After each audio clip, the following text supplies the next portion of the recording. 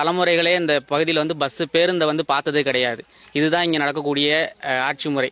சுதந்திரம் கிடைத்து 78 ஆண்டுகளில் இன்ன வரையும் இந்த கிராமம் சுதந்திரம் பெறாத ஒரு கிராமமாக தான் வசிச்சுக்கிட்டு இருக்காங்க.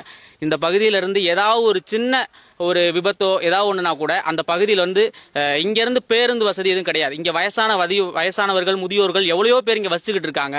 ஆனா இந்த பகுதியில் அவங்களுக்கு ஏதாவது ஒரு பிரச்சனைனா கூட இங்க இருந்து ஜிஹெச்சுக்கு போகணும் அப்படின்னா கூட இங்க யாரையாவது ஒரு உதவியை நாட வேண்டியதா இருக்கு. இந்த வருஷம் இந்த ஊர்ல பேருந்து வசதியே கிடையாதுங்க. நாங்களும் பல மனுக்கள் கொடுத்துருக்கோம்.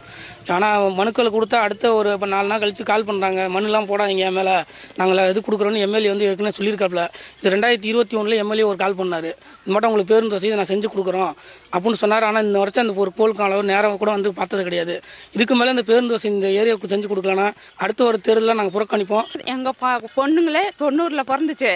90ல் பிறந்து இப்போ 35 வயசு ஆகுது. இன்ன வரையுமே 90லேருந்து எங்களுக்கு பஸ் வசதியே இல்லை. எப்போ பாச நாங்கள் இன்ன வரையும் கண்ணால் பார்த்ததில்ல. பிள்ளைங்கெல்லாம் நடந்தே தான் போகுது. நாங்கள் கொண்டு விடணும். வேளாணத்தை பஸ் கொண்டோம்னா எங்களால் கூட்டி ஏற முடியல, போகாமல் வீட்டில் பிள்ளைங்களும் பயமாக இருக்குது எங்களுக்கு கூட. அதனால நீங்கள் வேலைக்கே போக வேணாம் பாப்பா அப்படின்னு நாங்கள் சொல்கிறோம். எங்கள் பாப்பா நான் வேலைக்கு போகிறேம்மா அப்படிங்குது. இருட்டில் பாம்பு பூச்சி கிடக்கும், லைட்டு இல்லை, கரண்ட் வசதி இல்லை, பஸ்ஸே வரல. அந்த ரோட்டில் பஸ் எங்களுக்கு வேணும். இதுகுறித்து அரசு போக்குவரத்து முசிறி கிளை மேலாளரிடம் கேட்டபொழுது தங்களிடம் கோரிக்கை மனு அளித்தால் மேல் நடவடிக்கை மேற்கொண்டு பஸ் வசதி செய்து தரப்படும் என அவர் உறுதியளித்தார். புதிய தலைமுறைக்காக குளித்தலை செய்தியாளர் சந்திரன்.